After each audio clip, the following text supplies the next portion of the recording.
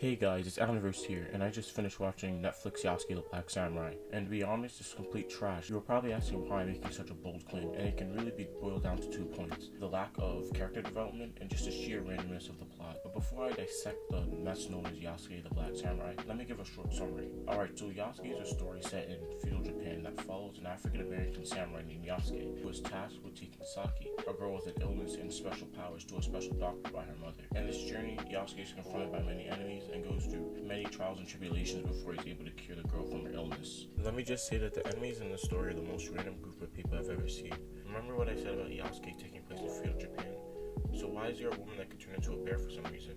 A robot, a guy with a stand, and whatever this thing is. Aside from the fact that these enemies, including Saki, really do not belong in the story, these characters do not really serve a purpose, and they felt like more of a distraction from the story of Yasuke than anything else. Also, when these characters arrived, they ended up killing Saki's mother, who was traveling alongside Yasuke and Saki to cure Saki from her illness. Saki's mother was not built up to be anything, so when she died, to be honest, I really did not feel anything. This goes back to one of the main points that I mentioned before, which is the lack of character build-up. I literally knew nothing about Saki's mother before, so when she died, I did not feel anything. This also resulted in me not really feeling Saki's pain after she found out about her mother's death. Another example of this is with the enemies that I mentioned before, who are also not really built up. As a result of this, when they sacrificed themselves, I did not really feel anything. I get that they're supposed to be villains, and sometimes we aren't really supposed to feel bad for villains, but the way that their deaths were depicted is supposed to make us feel bad for them. Just look at this.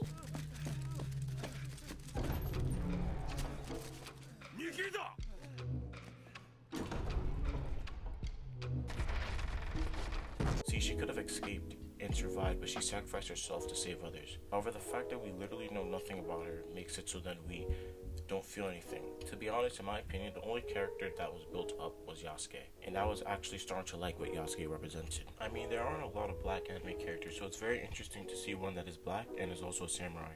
I like this isolation that he feels and the fact that he believes that he has to constantly prove people wrong. I also like the fact that he has come to the conclusion that even though he's trying hard, people will always look down on him. This notion that Yasuke has is very real and understandable, and many people face this, which makes Yasuke's character so much better.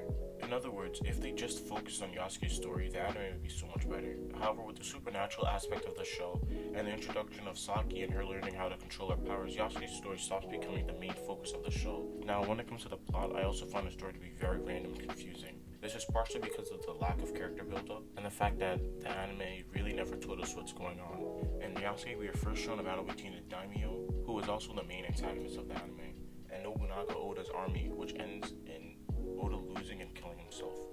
This battle is something that changed Japan as a whole, since Japan was now ruled by an evil and power-hungry being.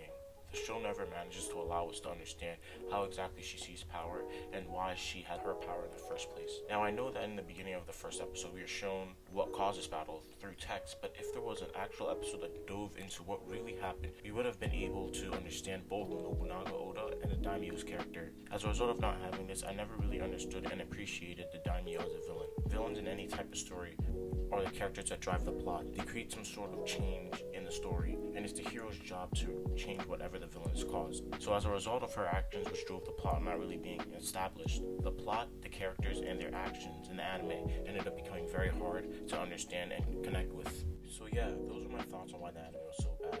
Honestly, if they just fixed this and told the real story of Yasuke the Black Samurai, the show could have been so much better. Remember to leave a like and subscribe if you like anime analysis and discussions just like this. And feel free to watch my last 2 videos on My Hero Academia's ending and how Death Note answers the question of what makes a monster.